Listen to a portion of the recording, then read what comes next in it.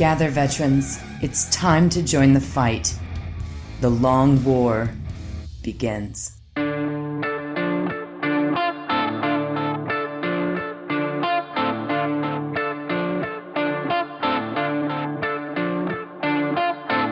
This is The Long War. I'm Rob Baer, and joining me once again are my partners in crime, Kenny Boucher. Yo, Doc, great to be here. Wyatt Turk. Yo, what's up? John P. Greetings, humans. And Demeki. Hey, how y'all doing? Both from... I feel like those accents and voices were exaggerated. Both from Dice Check. I think that was my true Southern accent. You hide it well, sir. Two legends from the Dice Check YouTube channel and Twitch stream. And now a podcast. You guys are chapter titles now? Oh, yes. Yes, we are. Yeah, congratulations on that. Yeah, for real. Thank you. Thank y'all. What don't you guys do? OnlyFans yet? Yet? Yeah. Tub streams? Yeah. Hot tub streams are already on the horizon, you know. We got Nice. maybe an OnlyFans is in the works. You got to dream big, right? Maybe you Yeah, do. dude. Hey, man, you miss 100% of the shots you don't take. Yeah. I think what holds a lot of people back, Rob, is it's like you don't dare to think like that's in the cards for you. You know, like you see these big things going on in the world, and you're like, I can never do that. I could do an OnlyFans. You know, but like I think we could. I think we could do an OnlyFans is what I'm trying to say. Yeah. When this is all over, we need to have a call about that.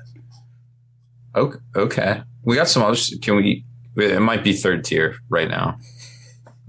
All right, we'll put it on the list. I'll add a sticky note to my monitor. I have like two things ahead of this that might be slightly more important. All right. Are any of them cat related? 50. Both of them are cat related? Okay. It's very important.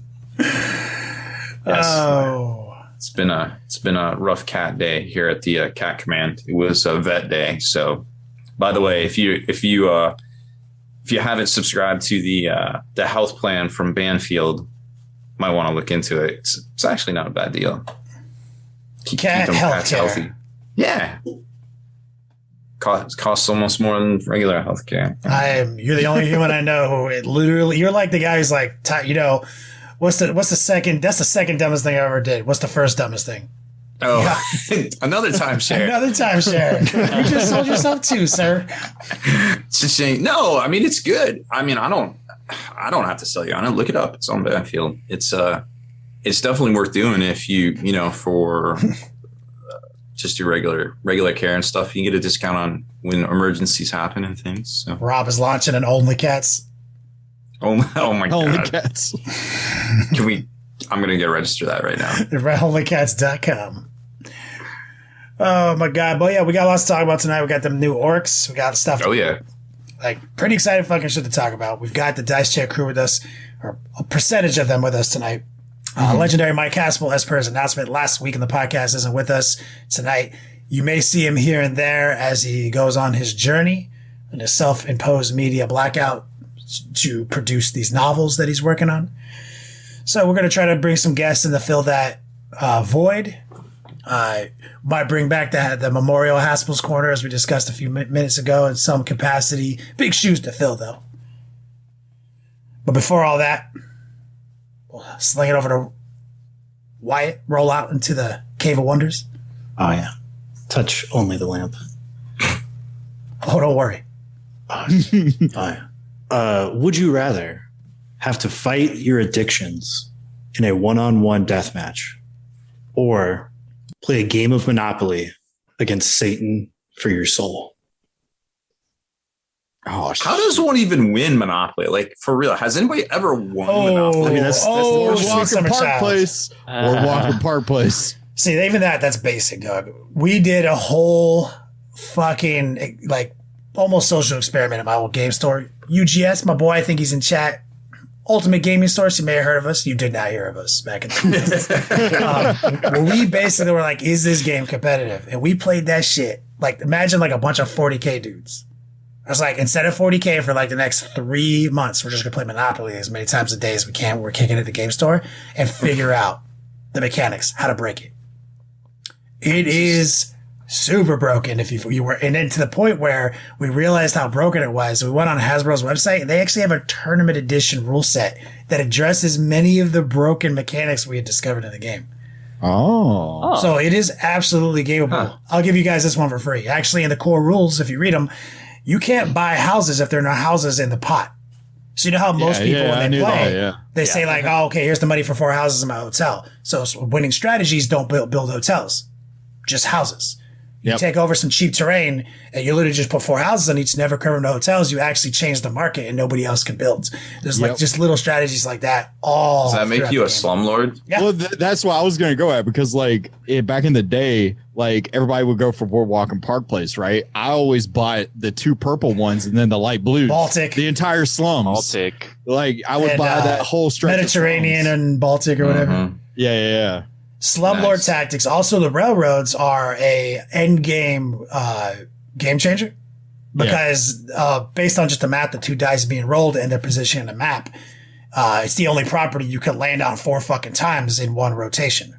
Mm-hmm. Right, and so it's $200 a pop, which in the end game, when people have this like 7, bankrupt you. In the end game is bankrupted. You know, like so. There's a lot of little things, future asset trading, the true meaning of free parking and other things, but. So, having said all that, I would absolutely play the devil on a fucking game Monopoly for my soul. I think I have trained for this fucking game. Wow. It's going to be like that fucking hilarious YouTube Yu-Gi-Oh! Battling perfect cell in the tournament. Have you seen that video? Yeah. Where Cell is like suddenly corrected him all the tournament rules that Yu-Gi-Oh! Just doesn't subscribe to in that cartoon.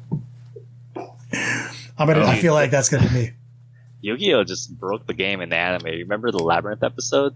Yeah, the rules don't matter. Yeah, the rules do not matter in that game. I think I would have to fight Satan as well, because like I have too many addictions to it would be like me versus I don't even know how many things, right? Because you said addictions, so it's not like I'm rolling. It's still like a one-on-one, so it would be like your most powerful addiction. But like, how fight Satan? How do you fight it? Like, does it like grow legs? Yeah, like, it would be in like a humanoid form. What's his special powers? I mean, they don't have like special powers. It's a fight. It's unknown. Their strength and physique would be equal to the power of the addiction over you. So all of you guys will be fighting 40K monster. In the form of a cat. With a proportional strength and physique score Titan. equal to your fucking plastic pyramid of shame in your beat slap. Yeah, 40K addiction with Demeki's feet. I think that's what my addiction monster would look like. only cats. Weigh in. What do you pick, Rob? I don't know. I feel like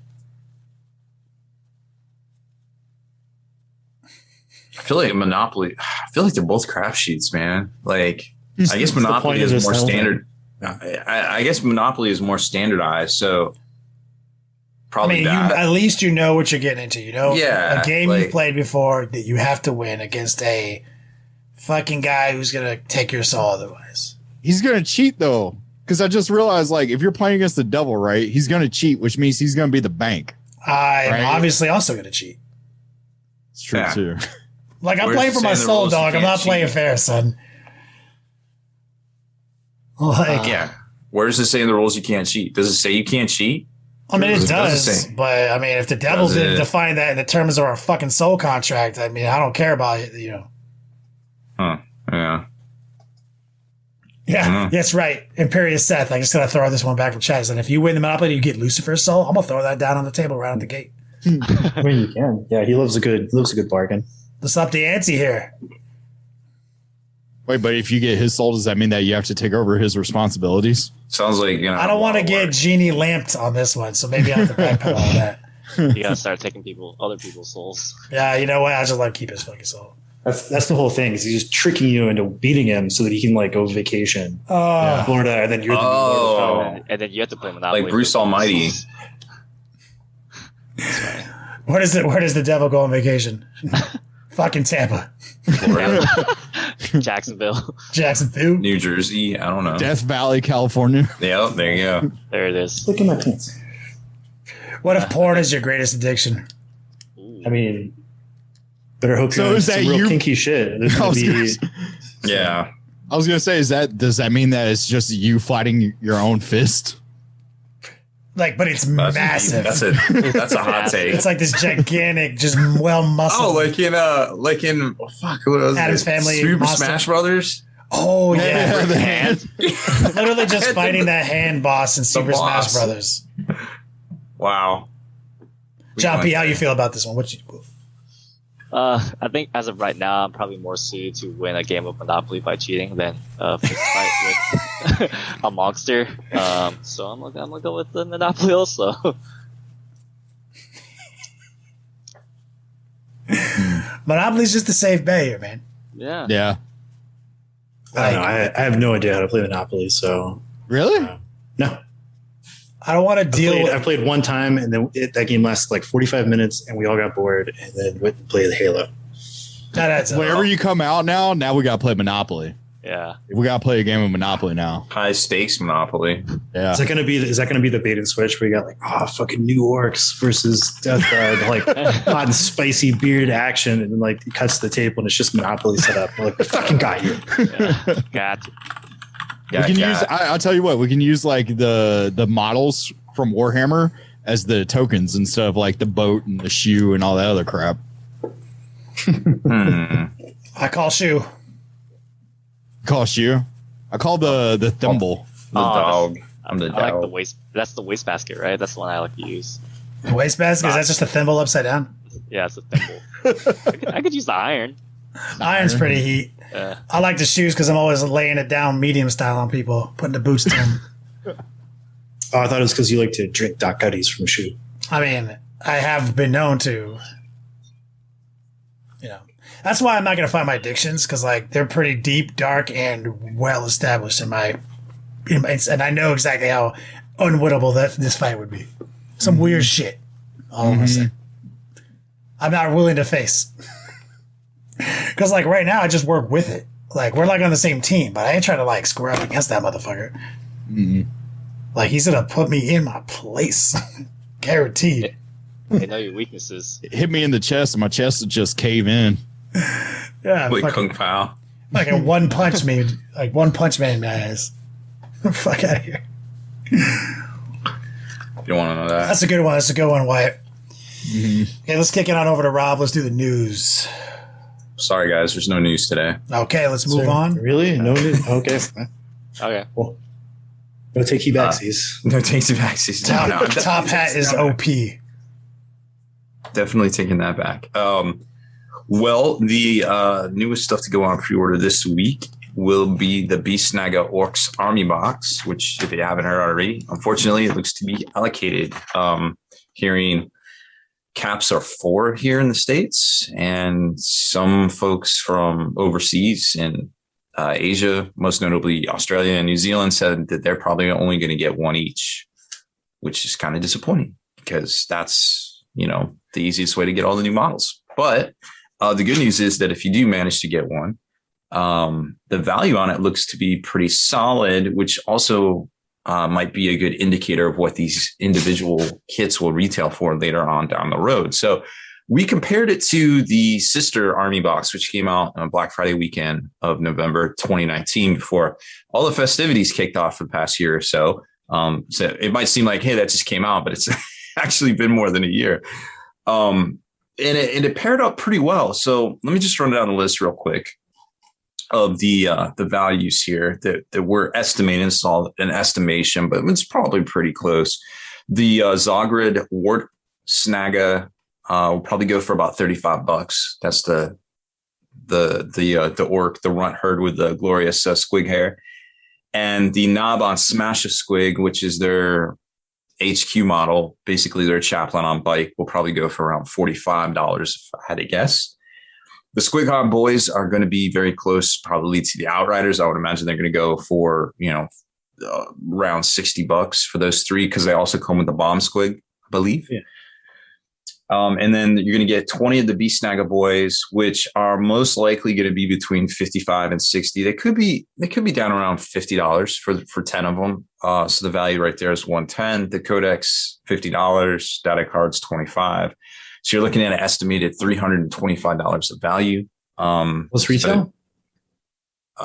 Yeah, at retail. No, like what is the retail of the box? $199 for the Beast Snagga box. Yeah, that's a steal. I didn't even remember they had the cards in there. I was like, I was fully prepared to get it as is. It's a collector's edition book too, isn't it? Yeah, alternate cover and everything.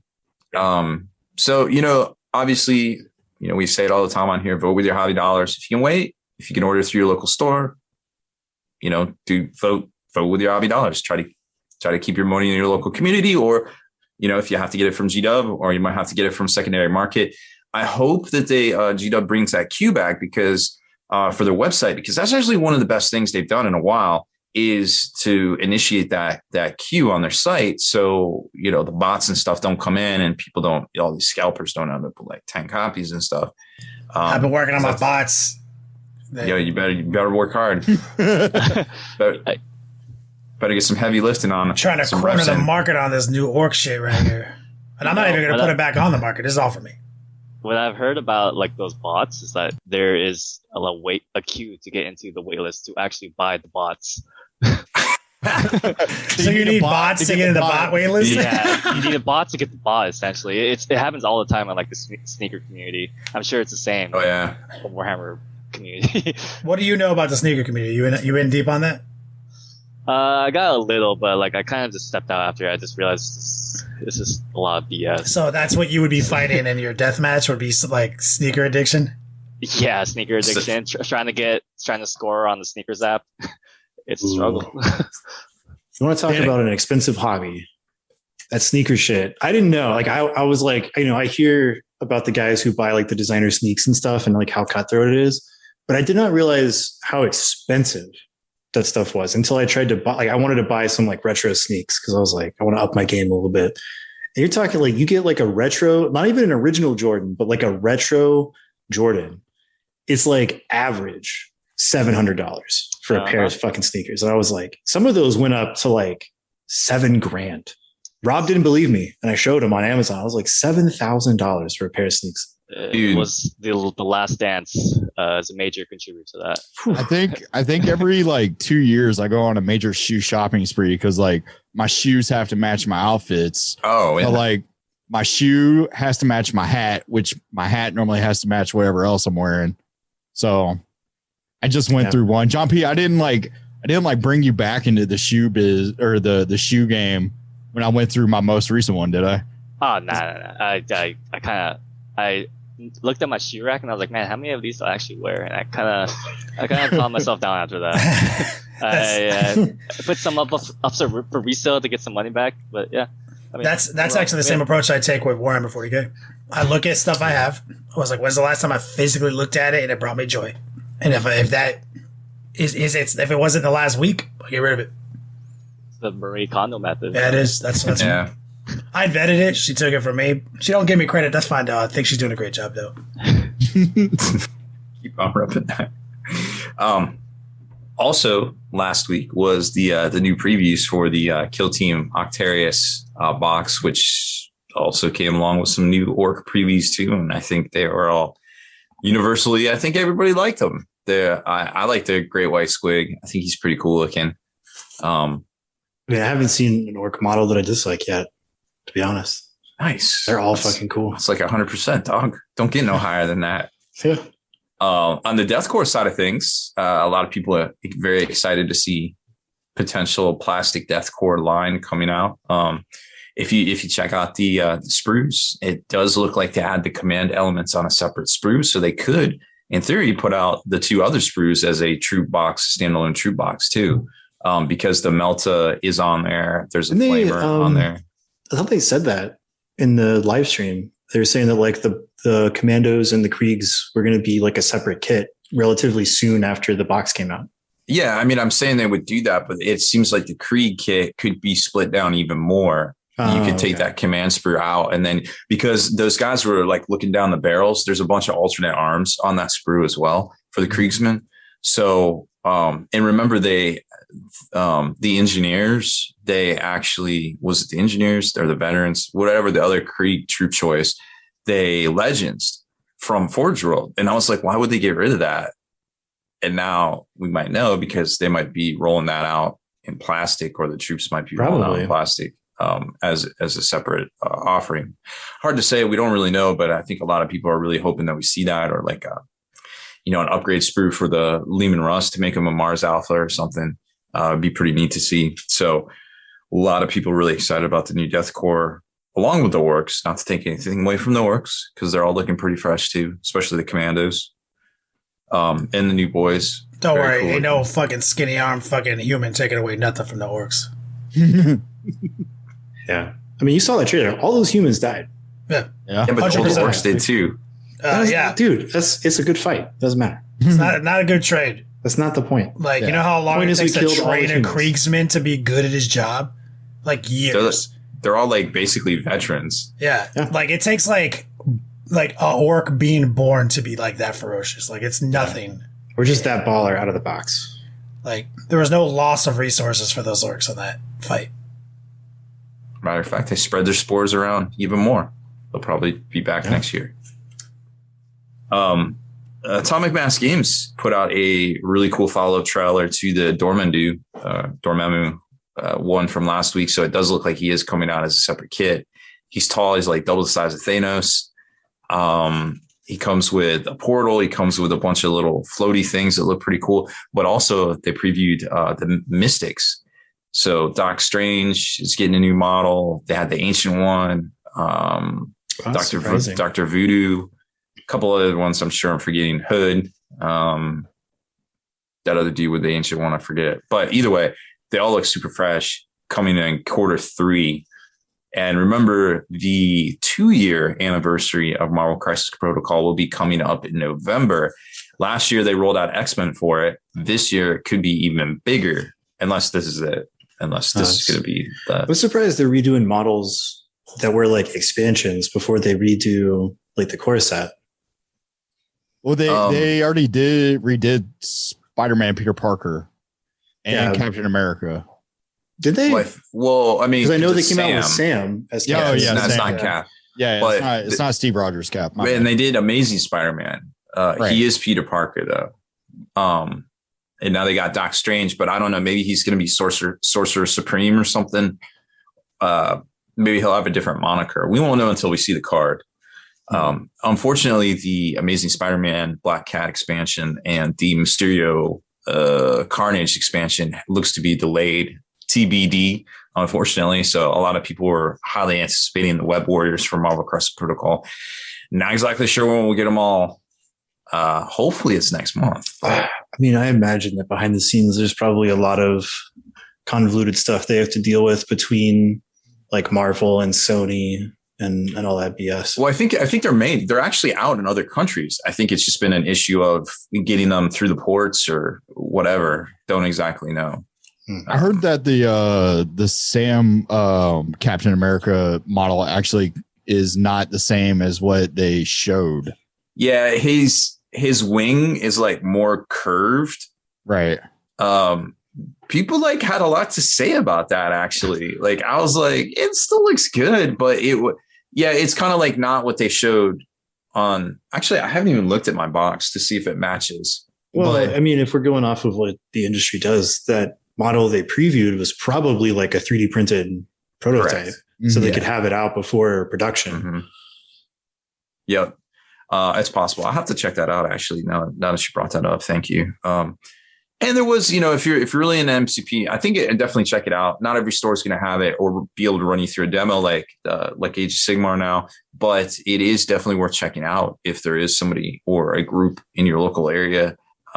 It may just float your boat. It's really engaging game, skirmish level. I played in a tournament. It started at 12. It was over at 5:30 on a Saturday. I was like, I don't even know what to do with all this time.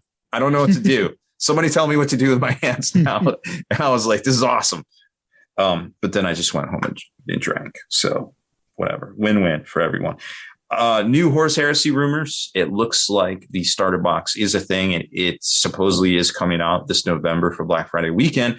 Supposedly, the price is going to be one of the most expensive battle box combo boxes we've seen to date from Games Workshop. There's whispers of 300. There's whispers of over 300. But if you break down the value on it, it's a lot. I mean, just the plastic Spartan's like at least $100. So look for more on that, because they're going to want to be talking a lot about that. The changes to the edition. Supposedly there's going to be Warzone books instead of black books, but the black books, if you got black books right now, just put that into your closet, because those are going to be worth some serious money. They are not only a great rule set, but also serious collector's items that are probably never going to be made again. And they're already going for premium. We saw that one with the Blood Angels rules sell for what, like $600. I talked about it on the podcast like a year ago. Just because one crazy person was willing to spend $600 on some shit. Multiples of those sold on eBay at the time for $600. Okay, just because like 5 crazy people doesn't mean. Do Don't even not get me started. Dude, listen to Rob. Don't dedicate real estate in a physical like dwelling that you pay for monthly to this fucking pile of useless literature. Okay, then send them to me and I will hold on to them for you. I swear. I'll get you a receipt and everything. It'll be fine. If Rob has just agreed to be your bank account, he will hold that for you. Only Horus Heresy Black Books accepted. Hardcover. Don't send any of that softcover bullshit. That almost sounded like a Visa commercial, like the black card. Horus Heresy, everywhere you want to be. Also, some interesting releases too coming out of Wargames Atlantic. The Eiserkern is getting their second iCore release, the Panzerjägers, which are mostly lady miniatures, but they look great. They're kind of like stormtroopery, kind of looking like literally Star Wars stormtroopery, not 40K stormtroopery, but the scale is right. And judging from the last kit that Wargames Atlantic put out, or Wargame Atlantic, they did a great job with it and kept it true to the scale of the original Kickstarter offerings. So I can't wait to get some of those in my hot little hands, hopefully. And probably one of the bigger releases that we haven't been able to say a lot about until now, the Army Painter is putting out a range of air paints. Oh, it is official. Yes. They are on pre-order right now. The Mega Paint Set has 60 paints in it, including one, I think it's 50 regular paints, 9 metallics, and 1 fluorescent paint. There is going to be a full fluorescent offerings. And I will let Wyatt tell you the best thing about these airbrush paints. So I beta tested these paints for Army Painter, and I couldn't talk about them until now. So I can finally talk about it. Painted up like a sick Ork War Boss from RTLW using them. That's over on our Facebook page.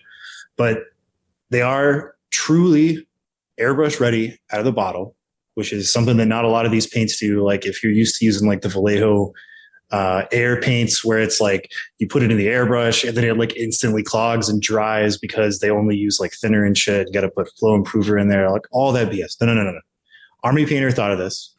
And every single one of these paints is ready out of the bottle, put it right into the airbrush, boom, just go.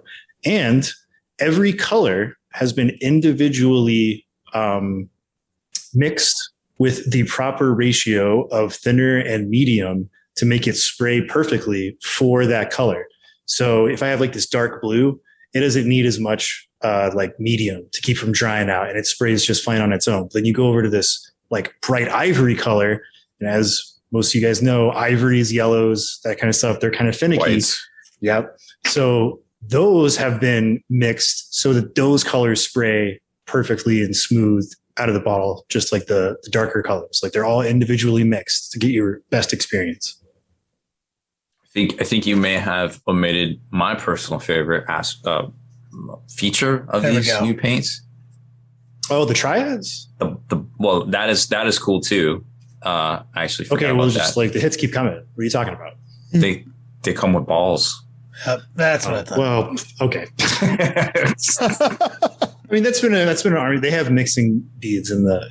They've never put their balls inside of their bottles before. Well, that that was a special machine they had to get, and they're rolling that out. Yep. But yeah, now they have mixing beads in the bottles, so you can shake them up; they won't settle and all that good stuff.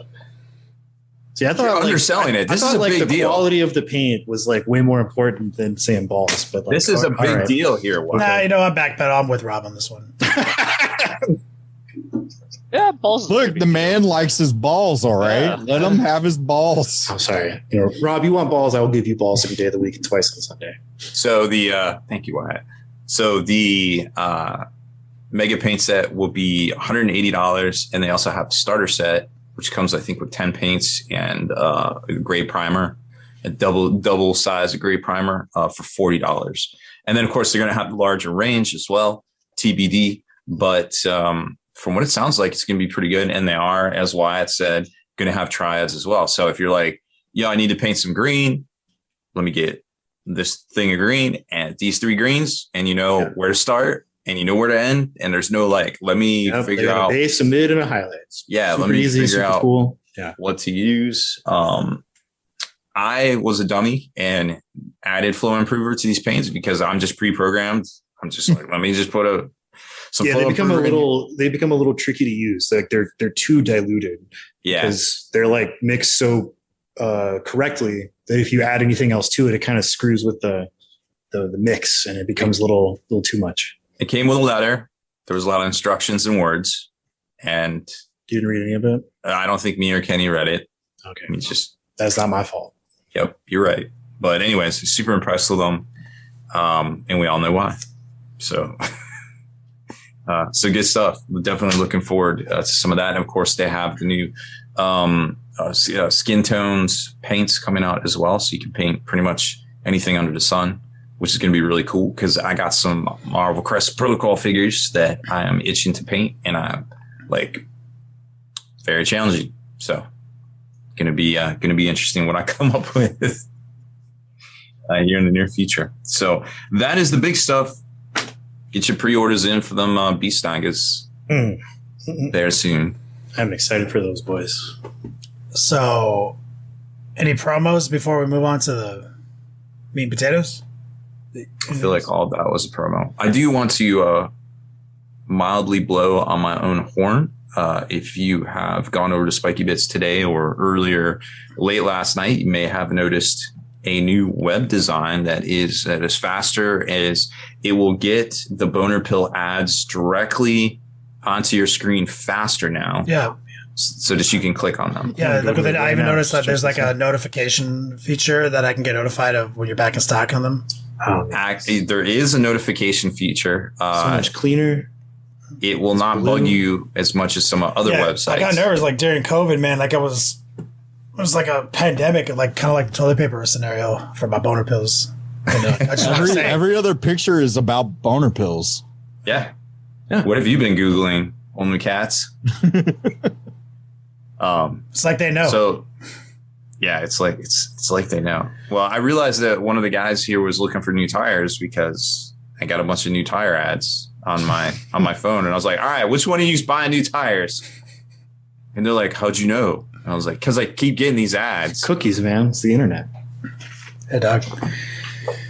Okay. Did I forget a promo? No, I was just doing my due diligence. I think you did it. We've got these orcs dropping. We're gonna do our meat and potatoes discussion of orcs. We're good with John P. Demeki. Wyatt will take lead on that. I'm pretty sure we're gonna be doing some type of orc theme on Twitch in the next 30 days.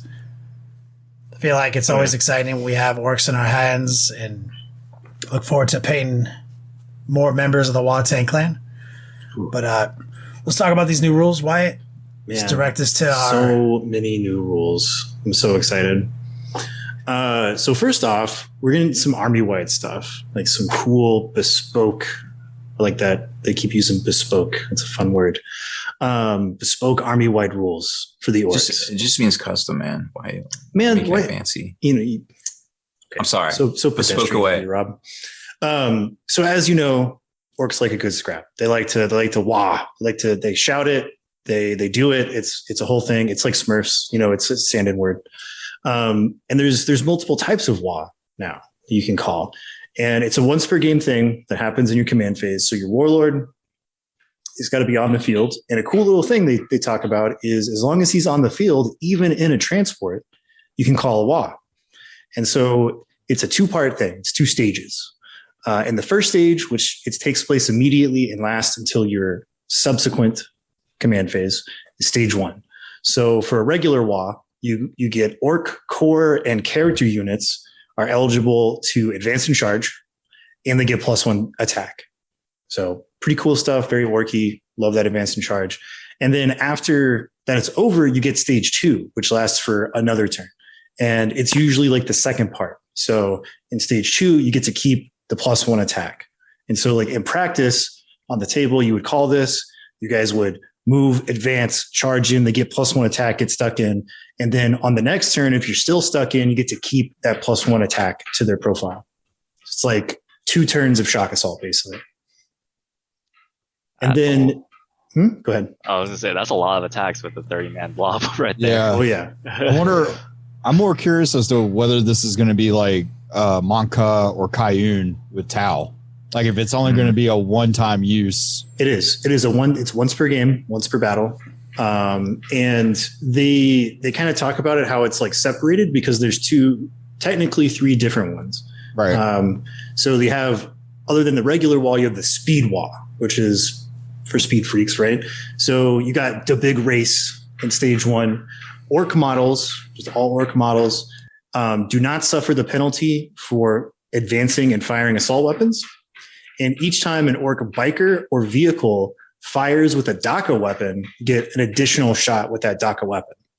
And you also get to improve the AP of those ranged attacks by 1. And then the second stage is the second half. Keep you get the to keep AP? that additional AP. Yeah. Yeah, free DPS. Like, so you gotta look at it. Like, it's a cheat Right. code, right? Like, you get this cool way to, for free, enhance your overall damage dealing capability. And you may have noticed there's a new term in there with Daka weapons. We'll get to that. We'll get to that. And then the third type is the Great Wa, and only one orc is big and bad enough to call a Great Wa, and that's Gazgul himself.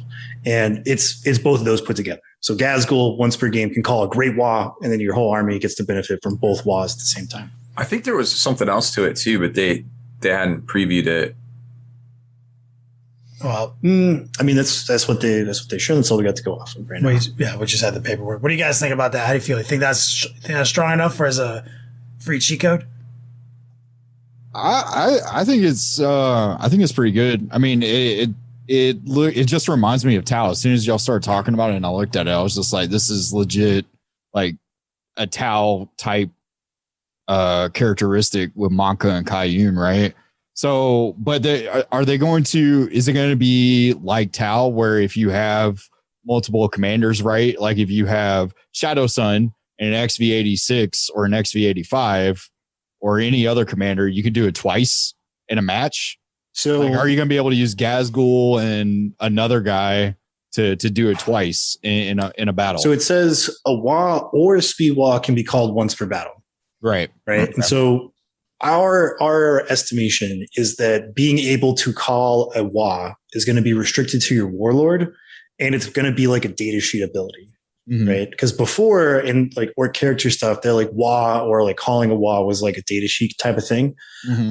So my guess is like if you have a war boss, he can call a Wa. And then if you have like a Death Killer War Trike and he's your warlord, he can call a Speed Wa. And then if you have Gazgul as your warlord, he can call and it looks like they're tying it to the warlord. So like there go one. Warlord. Yeah. Right. There might be some way to do it. I wouldn't doubt there's some cool stratagem to do it to have 2 different guys to be able to do it, but like, you know, right now is just laid out on the table, like one. Yeah, that's what I was thinking too. I was like, I'm pretty sure there's like a 2 or 3 CP strat that's you Wa a second time. Yeah. But yeah, I think it's neat. I mean, the name of the game is mobility, and this is what they give you: mobility and firepower, or melee power. Cool. So like speaking of Daka weapons, it's like a whole new thing, right? And so they specifically call it out and says Daka weapons have 2 values for the number of attacks, and it's full range and half range. So you get 1 value at full range, second value at half range. And they give a bunch of examples. So like, Gazgul's got like a big old shooter called Mork's Roar. Before it was Assault 12. And now it's DACA 16 or 12 with 36-inch range. So at half range, you get 16 shots. At full range, you get 12. It's like a rapid fire meets salvo rule. Right. Then one of the cool things is they talk about the Gorkanaut. He's got the Death Storm Mega Shooter. Great name. Used to be heavy 18. Now it's DACA 30-20. That's insane. Yeah. What's the range of that weapon? 18. The way they word it, it's like double 18, so at 36. Okay. So they say like 30 strength 6 shots within 18 inches. So I assume full range is 36. And there's probably gonna be stratagems to make it so that you're in DACA range, regardless. Probably. I mean, I'm with I bet you there's gonna be some dope like exploding sixes element here, like all sorts of crazy shit. Like because they hit on 5s, you know what I'm saying? Like so. Yeah. And then they also show off that other types of weapons are changing profiles, like the custom Mega Blasta is going to Assault D3 shots instead of Assault 1. And then they also show off one of the mech guns, the Bubble Checker. And the way that is going to work is instead of rolling a D6 for number of shots, you roll a D3 and it has 3 different profiles. So it has like different number of shots and different strength, AP, and damage values for whatever profile you roll. And then it also says like if you have multiple of them in a unit, like a battery, you roll for each of them individually. Oh, sick. Go ahead.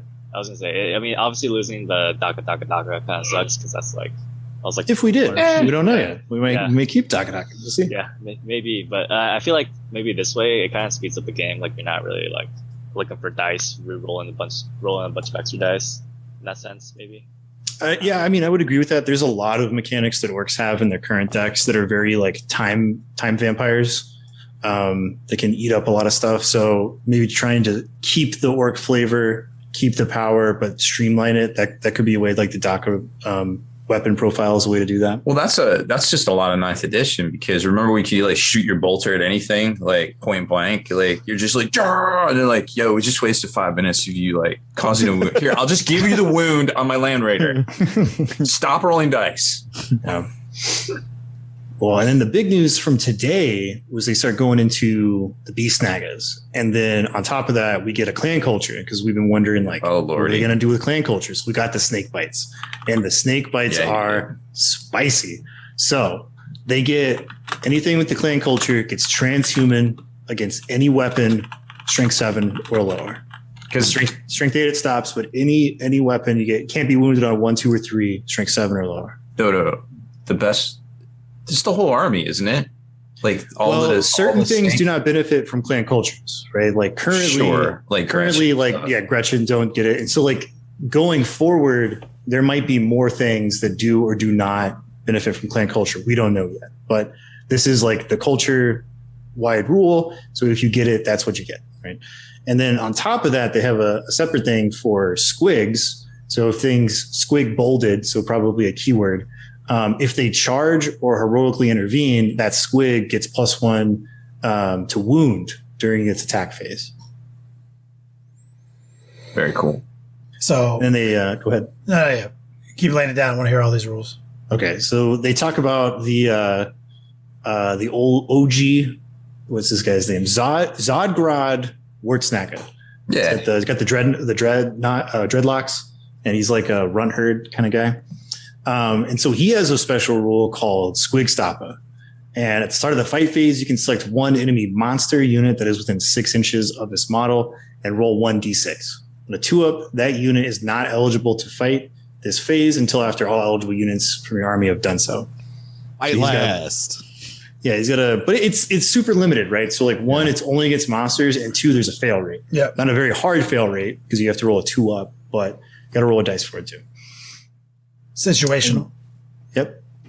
They give a little bit of extra on Beast Snagga boys. So as we know that, they're strength 5 as well as toughness 5. They have the Beast Snagga wording. And then I think in one of the other previews, they talked about how like instead of a shooter and a choppa, they get this thing called a thump gun. So it's like 1 every 5. Yeah, so 18 inches, assault D3, strength 6, -1, D3 damage, blast. So it's like the old China Lake grenade launchers, basically what it is. So cool. And then we get to like the stars of the show, the Squig Hog boys, right? These super lads. And they show off not their full data card, because of course they wouldn't, but they show off like their stat line and their weapon profiles. And these guys, they come in 3 to 6 for a unit, 10-inch movement, melee hit on 3s, ballistic skill 5, strength 5, toughness 6, 3 wounds, 3 attacks, leadership 6, 4 up armor save. They're balling. And then they've got their rocket-powered javelins, the Stickas, and it has a shooting profile and a melee profile. So 12-inch assault 1, strength user -2 damage. And they have a special thing where if they're within half range, you get +1 strength. So it can be strength 5 or strength 6. And then you've got the melee, which ends up being strength 6, -2 damage. So, and we talked about the culture a second ago, right? Mm-hmm. So back to last week's discussion, we're talking about what we were guessing a boy would be worth with the toughness 5 profile. And we did a whole like breakdown, like compared him to kind of like an intercessor squad, like 100 points. This is what you get. Because Wyatt's gut was saying like, yo, boys with this toughness 5, GW is going to say that's worth 10 points a boy. Right. And so we kind of said like, no, we mathed it out. Like that's an inappropriate point cost, even with toughness 5. Because toughness 5 is while a valuable break point in the game when it comes to toughness, it's actually one of the best. It's not enough when they have 1 wound and a 6-up save. Mm-hmm. So it's 100 points for 10 boys is not as good as 100 points for 10 intercessors with the same amount of wounds. Just they don't do the same damage. They do marginally better close combat damage, and they are like 200% easier to kill, even with that toughness value. But with the introduction of this new clan culture, transhuman, it was actually on our wish list last week for defensive traits. We threw a lot of wild shit at the chat. I was like, for example, I'd rather orcs have armor save dash and 3 wounds each as a boy. Toughness 3. I'd rather them have toughness 3 and a 1 wound and a 5 invulnerable, no normal save. Like that's harder to interact with. It makes sense, then back to no save and toughness 5, while it's a valuable defensive measure. And one of our wish list items was like some access to transhuman, right? Mm. And lo and behold, we get to see this Snakebite clan culture is that, right? Except with the caveat for toughness 8 or strength 8 weapons, but we look at the new cool 3 wound guys and the toughness 6. Okay, I will admit that a 3 wound model with toughness 6 doesn't really take that much advantage of that clan culture. Because the only thing that's trying to wound it on a 3 is toughness 7. And then toughness 8, it's back to not working, right? Mm-hmm. Boys. Back to the boys topic, though. Think about this, guys. I'm going to throw this one over you. Toughness 5 is that valuable breakpoint. That it matters, but it didn't until this. Because suddenly this movement to toughness 5 means that all strength 6 and strength 7 weaponry is still stuck in that wounding you on 4s category. And if you want to shoot toughness strength 8 at them, sure. But all the strength 8 guns are tank killing guns. Yep. These guys have 1 wound. So you're stealing from that department. Now suddenly the toughness 5 breakpoint is like 300% stronger. Yep. Like it's ridiculous. As a damage mitigation tool, they are like straight up Snakebite boys are real good and possibly undercosted at our previously inappropriate 10-point speculation. What do you guys think about that? Yeah, I mean now like they'll definitely 30 boys will definitely outlast a Death Shroud, right? So like just because of the transhuman, but 10 points. I still think 10 points is going to be overcosted for the boys if they put them at 10, like maybe 9.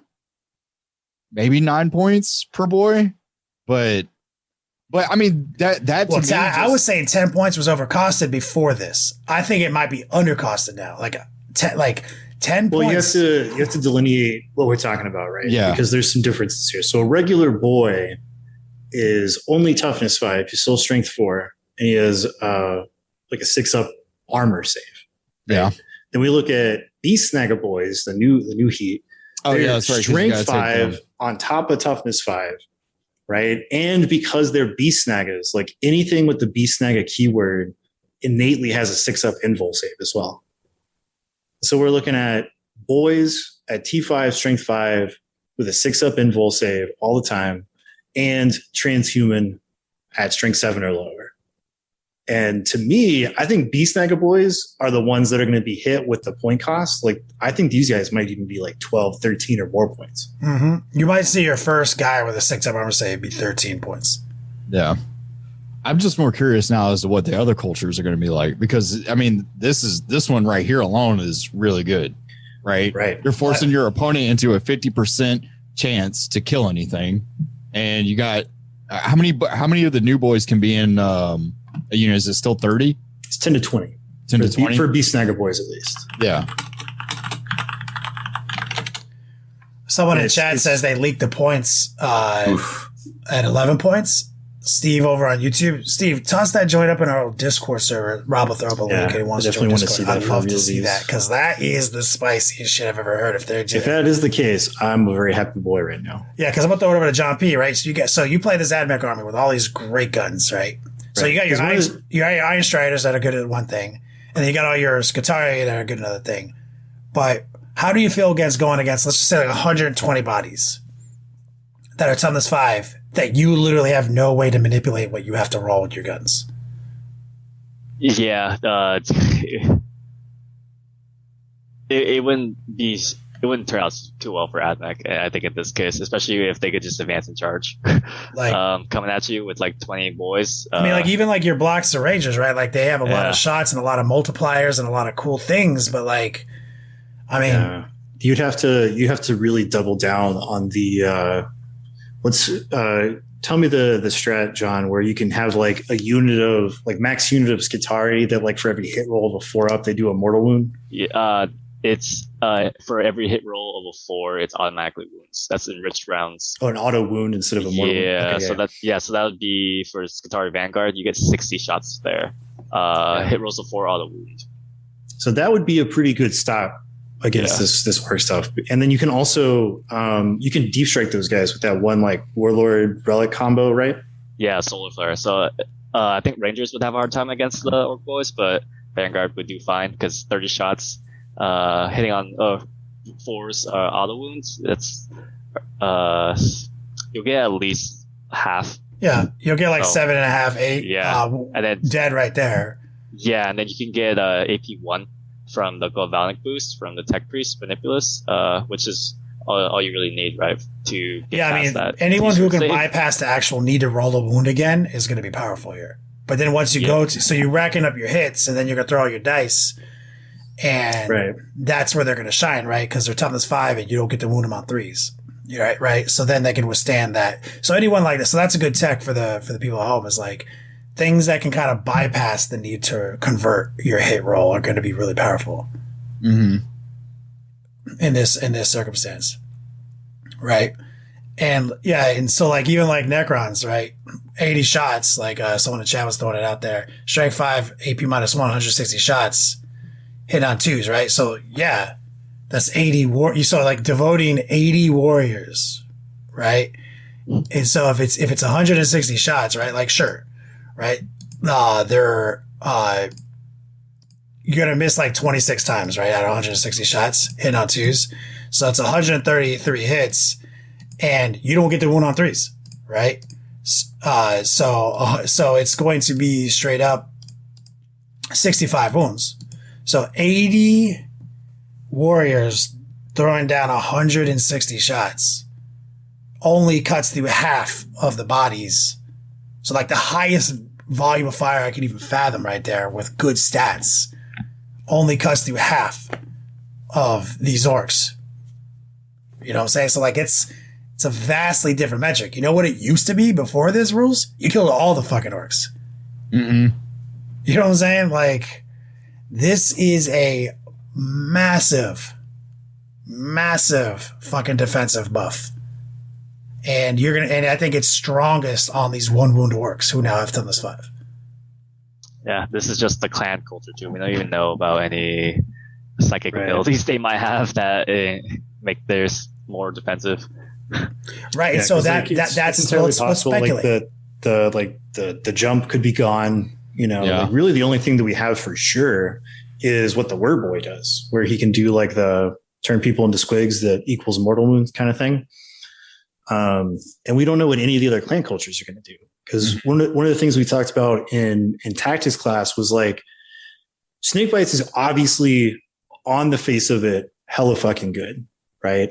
And it's immediately making us think like, what are the points going to be? Because if you let's just first, like, for example, hypothetically say that Snakebites is like the best clan culture, and you point cost boys and Beast Snagga boys to the Snakebite clan culture, you're basically punishing all of the other cultures, right? Just because this one exists. And that could make your codex somewhat dead on arrival.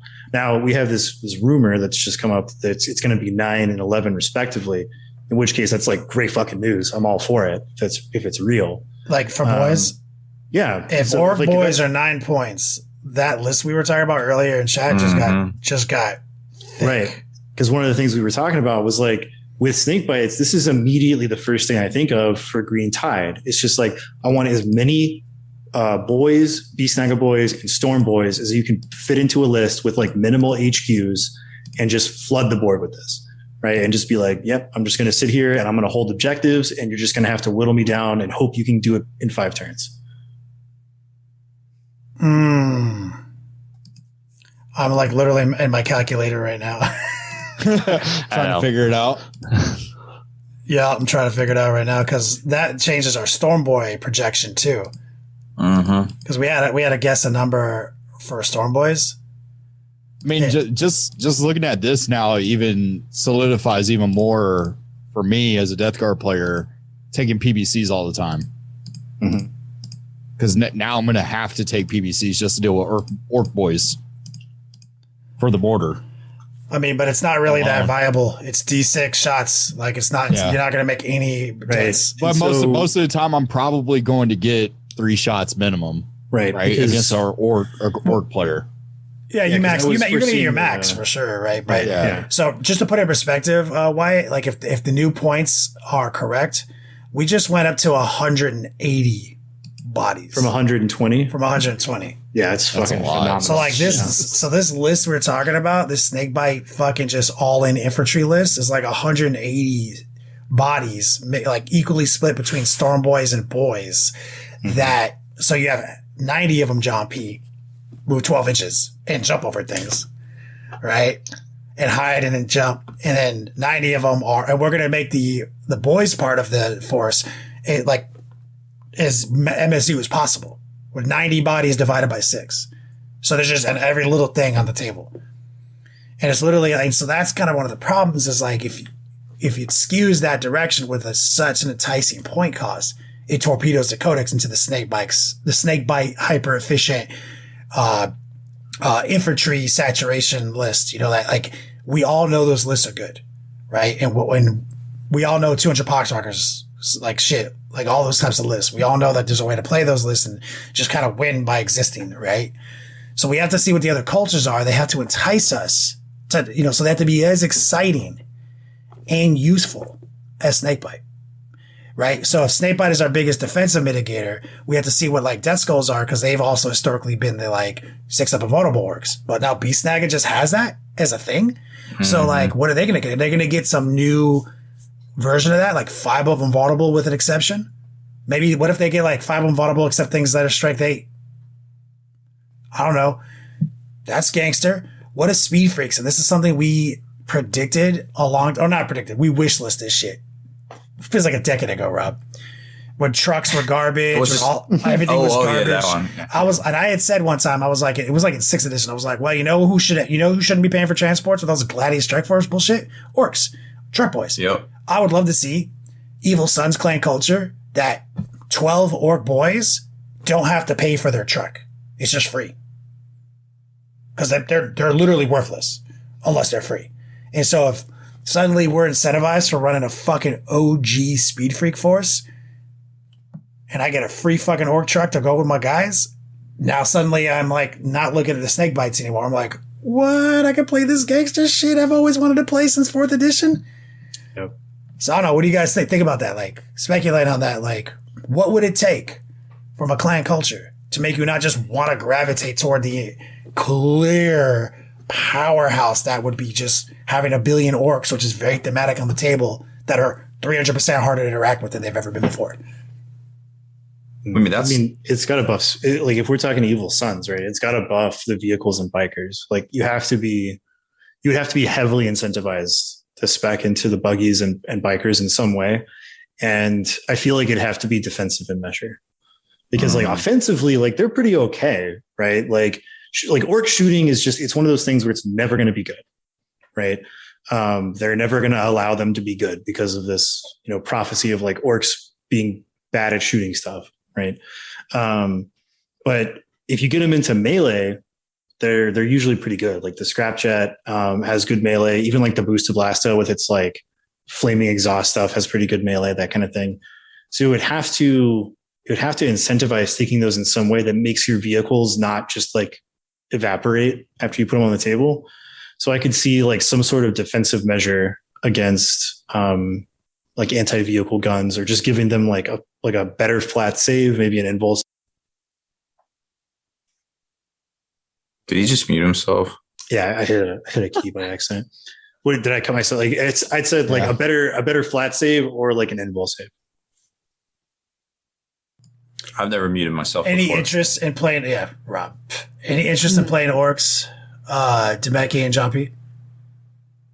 Yeah, I think we're both interested. I think everybody in the group is super interested in playing orcs right now. We've got Marky, which he has his own orc army, and he came in and him and John P like tied right during the tournament arc in December. And I mean, I just looking at all these new rules, and I want to give them a shot. They look super fun to paint too. That's another reason why I'm getting even more into them. They are. It's a trap. It is a trap. Like I just finished my like intro level of boys, which was 50, right? And that's what you have to do. You have to because painting boys is like the worst. It's like painting termagants or fucking like guardsmen or whatever. You're like, I need so many of these fucking Joes with the dumb belt buckles and bootstraps and fucking necklaces and shoelaces. Yeah, it's like, don't get it twisted. Like Beast Snagga boys, fucking sick. The new boy models, fucking sick, right? But you're talking about like you have to paint 100 of those sick ass models, and it just becomes this thing where it's like it's very like you have to have the like mental fortitude to be like, I have to paint at least like 50 boys just to get this army started. So that's my advice. Like if you want to do orcs, like get it right with yourself, paint those boys get right first. With the gods right now. Yeah. And then paint the fun shit, which is what I do. So I've already painted over like 30 Plague Marines, and now that's not like to paint that many boys. And a boy is just as complicated as painting a fucking. It's more complicated. A plague marine doesn't have the same type of defined texture mapping. Like most of it's a continuous sheet of the same thing with some breaks in it that wash can like mostly do for you, and then you have to pick out a couple of access points. Every model Warhammer 40K pretty much has a thing in his hand, right? Mm-hmm. And then so that you can't count that bolters, swords, whatever. Marines, Plague Marines, Space Marines, they all have that. But Space Marines and even Plague Marines, right? Most of their borders are going to come from your execution of like a wash technique or something like that. A orc is literally pants, boots. Yep. And if you paint the pants in the boots the same color, it looks like shit. So now you're talking about two tones. They're two different textures as well, right? Most of orcs' pants have lacing on the fucking side. Again, if you don't paint the fucking laces a different color, patches and fucking straps, if you don't paint them a different color than the baseline pants, looks like shit, right? And then you go up to the chest. They have like vests, some skin showing through the vest, right? Sleeveless, not sleeveless. I've got fucking leather bracers. I've got no bracers. I've got fucking necklaces. I've got earrings. I've got hats. I don't have hats. I've got fucking, teeth, iron gob, whatever. It's so much more. It's like the diminishing return. That should be the theme song rap of the Wyatt clan. That was some bars right there. Yeah. It was. We could turn that into a rap song. It reminded me of the Pokemon rap. Yep. Damn, I should do that. What about y'all remember the ninja rap? You guys remember that, right? Ninja. Have you ever seen the greatest turtle song get down? written into history of mankind? Yeah. Yeah. Go They Ninja, won an go. Academy Award. A Tony, or is that what they give him? Is that what? Yeah. Well, no, the Turtles movie for songs won an Academy Grammys. Award for the best. The Grammys. Tony's is for like Broadway plays and shit. Oh, it was a Broadway play. The Ninja Turtles on Broadway. Jumpy, I didn't mean to interrupt you, by the way. Yeah, I don't even remember what I was gonna say. No. So back to I was asking you. So you guys are gonna start your journey. Okay, here's the question I want you to answer. You're gonna start your journey. You're excited about orcs. Don't worry about all that shit we just said about orcs. There's techniques you can get through it. You guys know how to do it. What would it take to not just to not just want to gravitate towards something that's obviously powerful as these buffs right now? It's the only buffs we know. What is like your wish list essentially? Like, because I know you guys probably have a favorite clan culture already. That's not Snakebites, right? So what are those clan cultures, and like what would you like to see from them that make you feel like they're as powerful and thematic?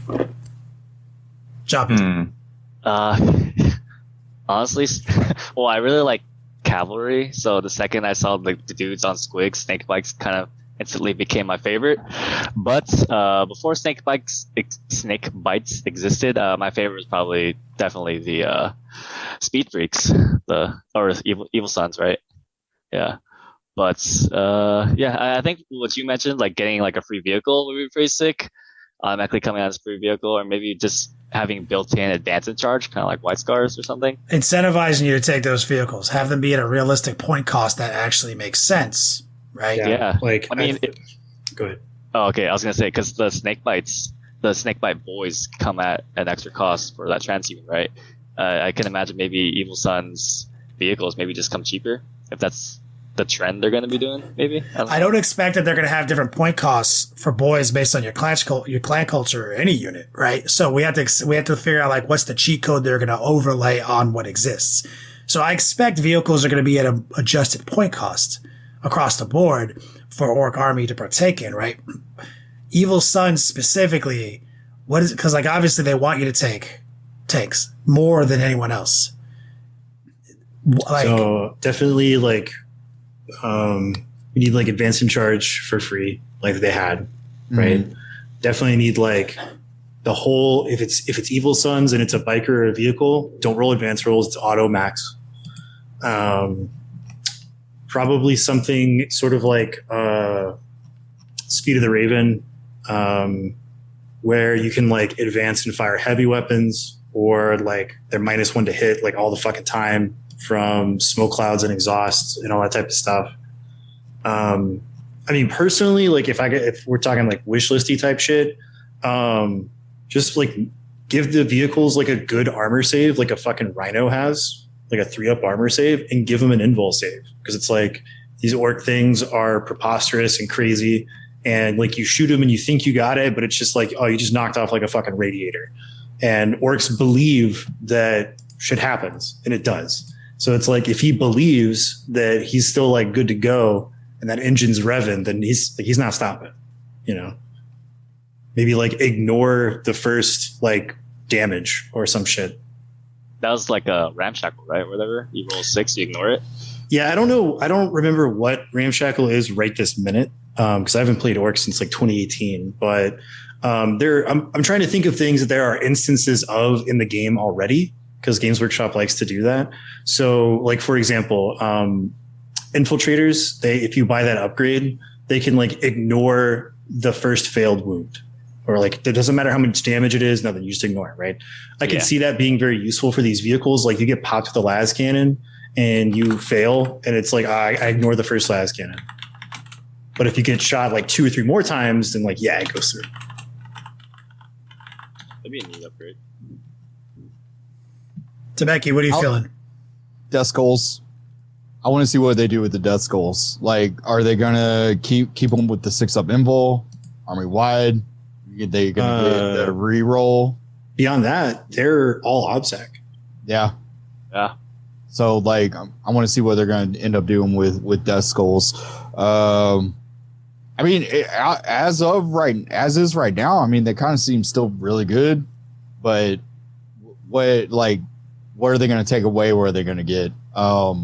Maybe they get a 5-up invul and you can't take like a pain boy or something. Like, I don't know. That was something we were speculating, is that like different clan cultures have unit restrictions. Like if you take Snakebites, like you can't have vehicle keyword stuff.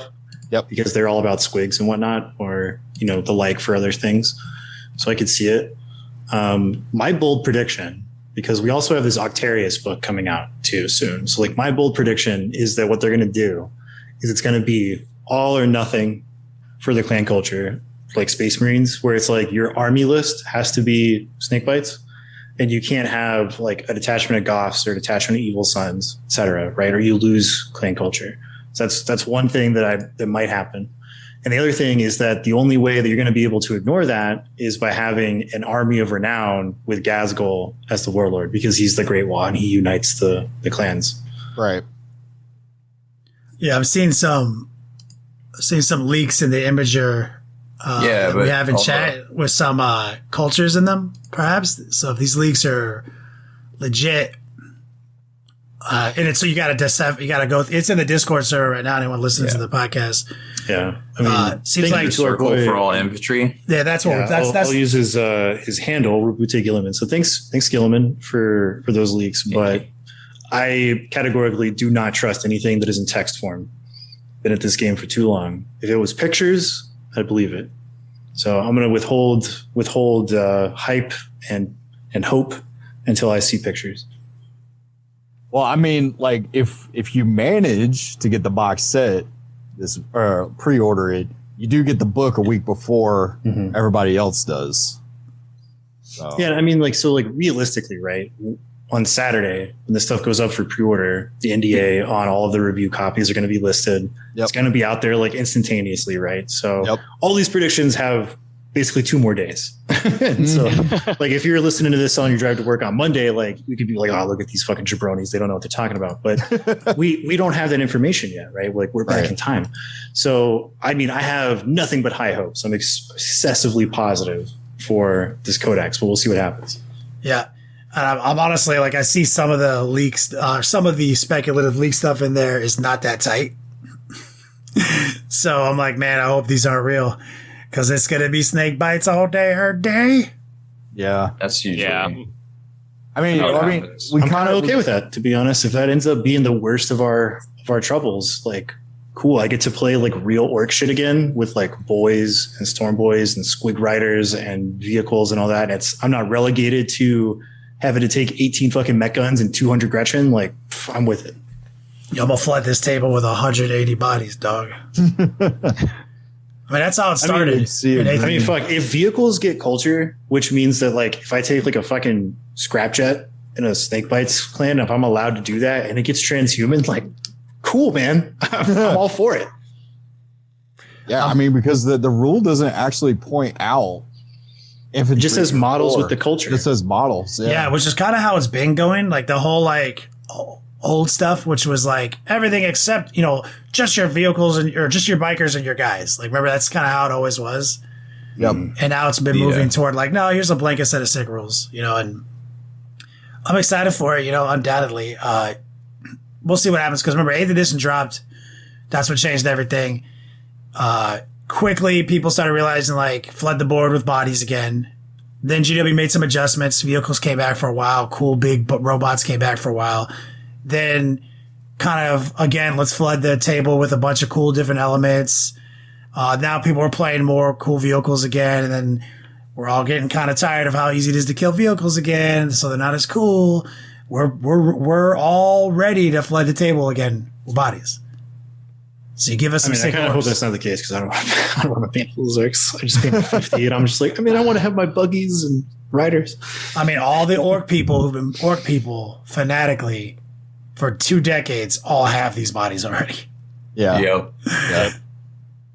Be ready for some fierce, snakebite, transhuman, 180 body orc fights. Are we gonna now? The question is, are we gonna see like what we did with Drukari, right? Where we have all these tournaments and it's nothing but like 40 or 50% orcs. It really depends. Like some armies tend to do that, but others don't. And it's largely dependent on like who has what. So, and certain things are easier to start up than others. Like if it comes to pass that like as soon as this thing drops, like the instantaneous like auto win a major is 180 boys with minimum HQs as Snakebites. Like the number of people that have that like ready to go is very, very small compared to the people who may have like Drukari or Admech, which are lower model count by a pretty fair margin and somewhat easier to paint, right? Because if you think about Drukari, like starting up a Drukari forest is stupid easy, even if you don't have an airbrush, because you can just rattle can stuff like one color, because like they're all body suits and they're not very hard to paint to a tabletop standard, like that sort of deal. Started off with a brand new army. Man, why? Because I said I had to do a third army. It has to be Xenos, and obviously it has to fucking be Orcs.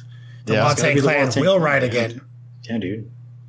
Soon. Shout out to Popco's the Monkey who has the Watang clan upgrade sprue. I just need to control myself and not buy the box set and just say my Xenos army is going to stay as my first army, which is Tau, and just cry that they suck for I don't know how many more months until we get our codex. Yeah. I'm kind of right there with you. I just got to not fuck around, man. I just got to be like, don't look at these orcs. Like, I'll paint some orcs on stream. I'll get that out of the way. But I got to finish my fucking stupid Blood Angels that I've been putting off. They're now dead to you. They were dead. So like Death Guard were dead to me when I started playing with the Blood Angels. Then I played my game, a Dice Jack, and I was like, oh, Death Guard is everything. Fuck Blood Angels. And now I'm just finally getting my emotions correct to like be back on the Blood Angels train, and this just happened. Blood Angels, I don't know if you're ever going to get painted, guys. And you have the specter of Christmas Future with D2 remastered.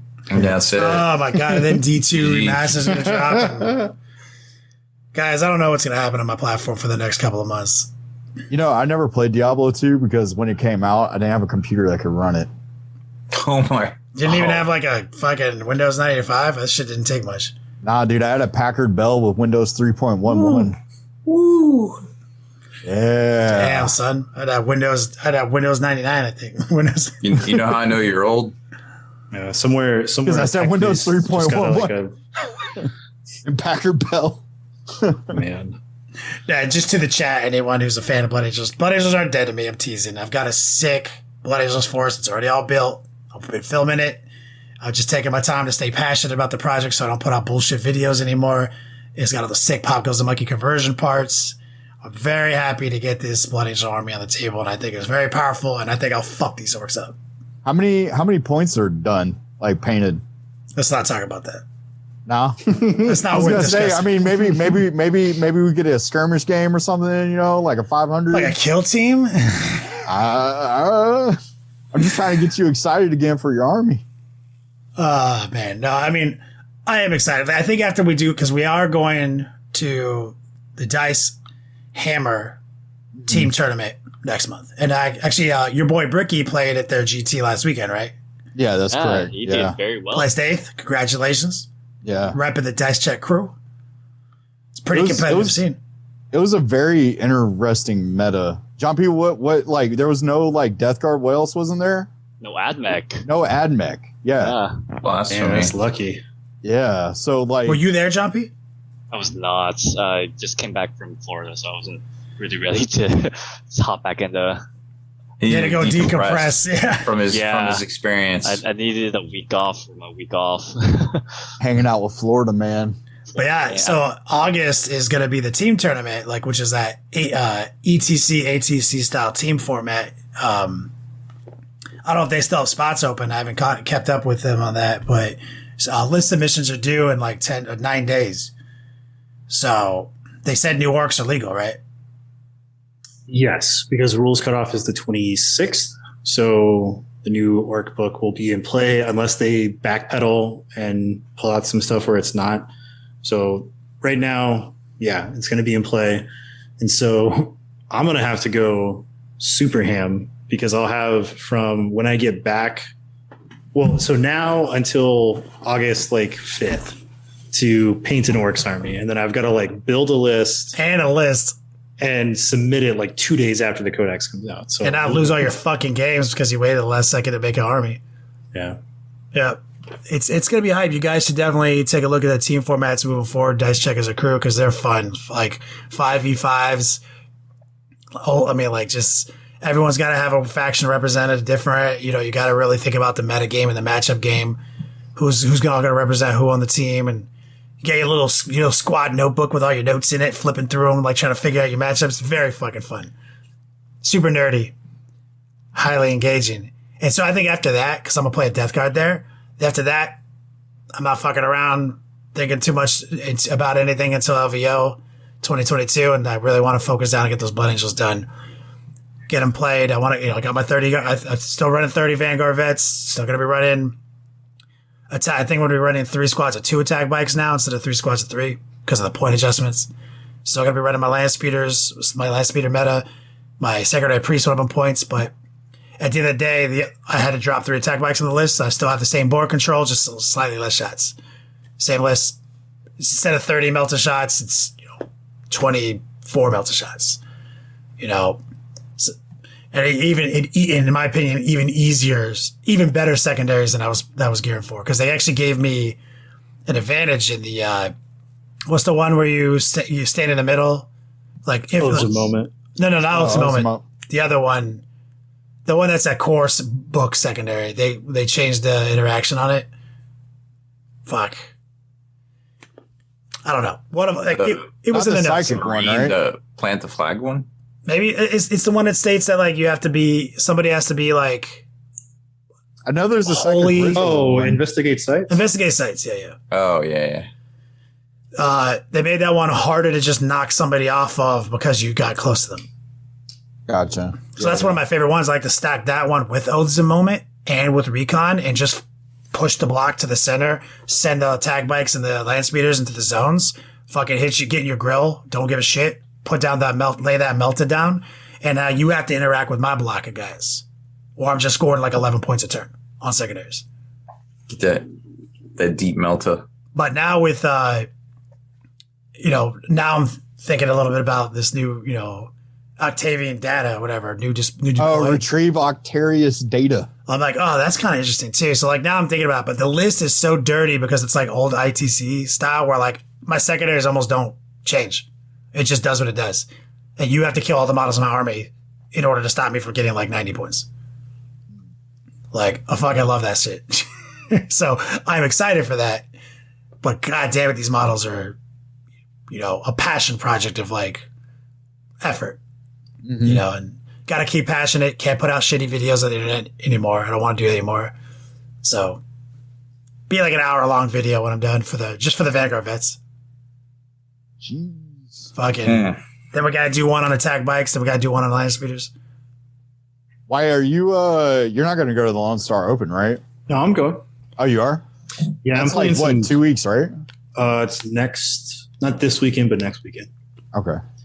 And I was going to play Grey Knights, had the army like 90% done, and then I was going to go to Warhammer Night last week, and I dropped a Dread Knight, one of my custom Dread Knights, and it shattered. And so I was like, okay, I'm just going to put these away.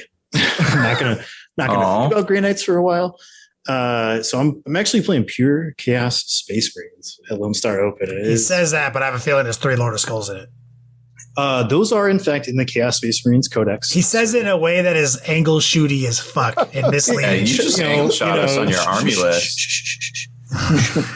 It's a pure Chaos Space Marines list. no demons. Corn themed Chaos Space Marine list through and through. How about that? That are actually Iron Warriors.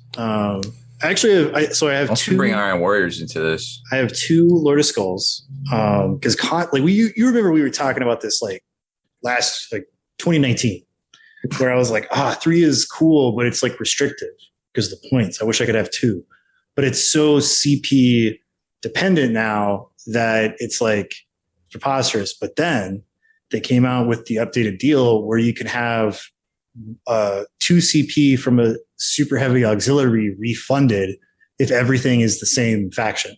Mm-hmm. So now I can have 2 super heavy auxiliaries, each containing 1 Lord of Skulls, and then I can have like a 3rd attachment of Chaos Space Marines with more Chaos Space Marine stuff. And so I'm going to bring the Land Raider Achilles out of retirement and put it on the table. I remember that was one of your favorite things for a while. It's pretty cool. I can put 6 possessed in it, and they can like hop out and do possessed things. I've got 2 units. Go fucking tentacle monster all over that face. Yeah, it's just like it's more secondary stuff because like the one big drawback of the triple Lord of Skulls list right now, unless you put Nurglings into the mix, is like you just don't have enough bodies to do different things, right? And so like if you have 1 unit of cultists and 1 unit of Chaos Space Marines, that vastly limits the amount of like secondary actions that you can do. Yeah. And so now I've got, more of that. So it works a little bit better. And I'm also going to be trying out the super hot, like quad Volkite, Contemptor Dreadnought that everybody seems to like. Yep. Hope that does well. I'm a big fan of that. Fuck yeah.